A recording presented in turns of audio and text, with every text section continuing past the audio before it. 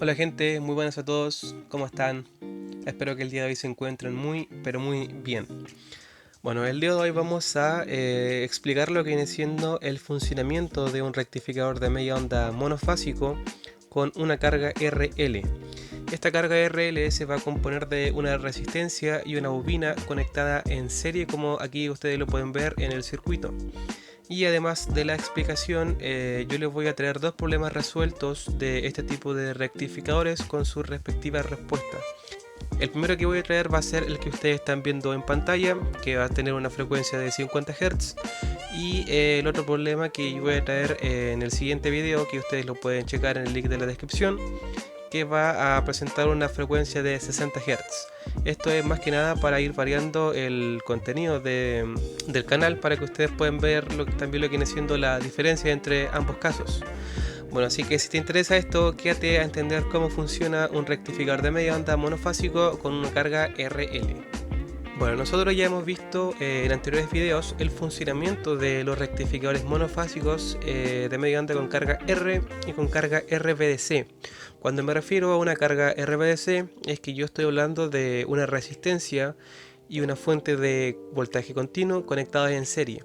Si a ustedes les interesa ver cómo se soluciona este tipo de problemas, chequen el link que hay en la descripción, ya que ahí están todos los problemas que hemos visto de este tipo de rectificador, desde una menor a una mayor dificultad. Bueno, como les comentaba, cuando nosotros vamos a empezar a analizar lo que viene siendo este circuito con bobinas, vamos a tener que tener en claro y vamos a tener que tener muy en cuenta que la bobina es un elemento que se opone a los cambios de corriente, y que además que la corriente que nosotros estamos midiendo en la carga que nosotros vamos a visualizar como I sub 0 va a presentar una cierta dinámica.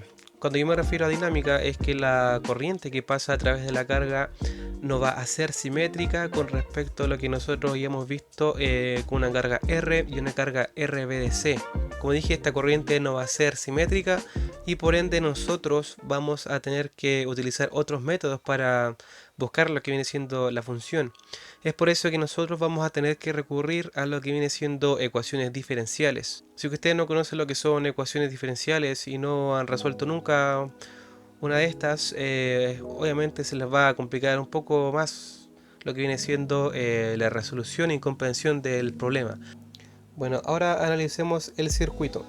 Acá nosotros tenemos cuatro gráficas que son las más importantes y que nos van a interesar en el desarrollo del problema, el cual van a ser V sub IN, que va a ser la fuente de alimentación o la fuente de entrada.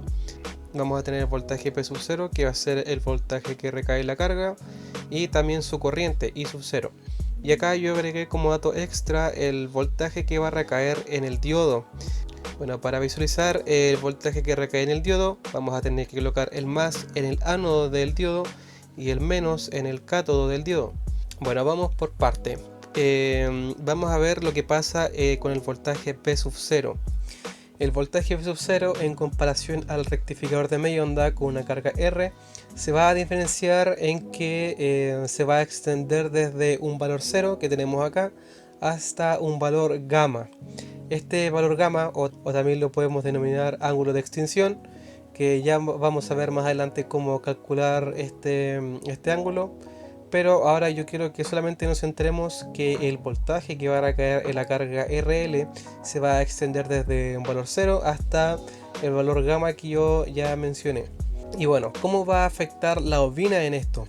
Bueno, yo dije anteriormente que la bobina es un elemento que va a oponerse a los cambios de corriente.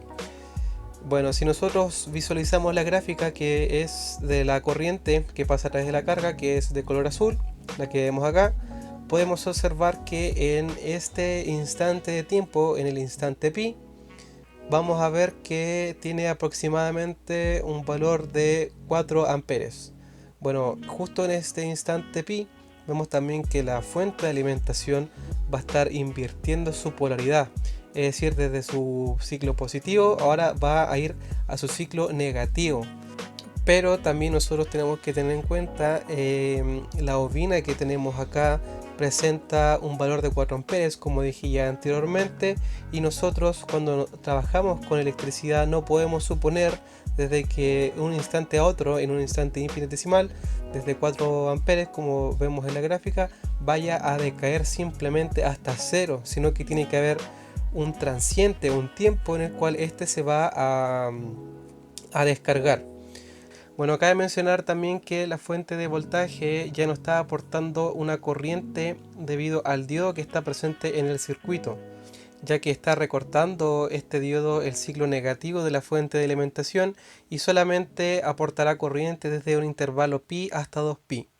Ahora volviendo a la bobina, como este no quiere que la corriente se vaya a cero desde un instante a otro, y la bobina quiere que siga circulando corriente, no tiene ningún otro camino más que sea por el mismo cable que tenemos acá. Ahora bien, en otros problemas nosotros vamos a ver que podemos colocar un diodo en paralelo junto a la carga RL, y que este diodo nosotros lo vamos a denominar un diodo volante, y que este diodo volante va a tener la función de que va a ofrecer un camino por el cual circular la corriente para que la carga, para que la bobina se pueda descargar. Pero obviamente esto solamente es una pincelada y lo vamos a repasar más adelante. Entonces, como va a haber una corriente eléctrica que fluye a través de la carga, va a existir un voltaje asociado igualmente. Que este voltaje que nosotros estemos viendo va a ser el voltaje de la fuente de alimentación, y es por eso que se va a extender desde 0 hasta gamma. Bueno, y una vez que se haya descargado nuestra bobina, no va a existir corriente alguna, y por eso si nosotros recurrimos a la ley de Ohm, vamos a tener que el voltaje va a ser 0, puesto que la ley de Ohm nos dice que B es igual I por Z. Z va a ser la impedancia cuando nosotros estemos trabajando en corriente alterna. Nos va a decir que B va a ser igual a 0 debido a que la corriente es 0.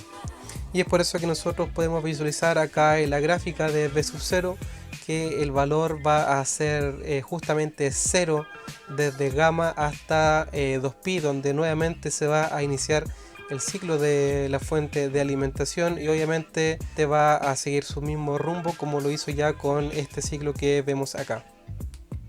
Bueno, y ahora ya vamos a empezar a calcular lo que viene siendo el voltaje y corriente promedio. Si ustedes han visto ya los videos anteriores, se darán cuenta de que nosotros no podemos llegar y tener el circuito simplemente así, sino que vamos a tener que empezar a subdividirlo en tramos.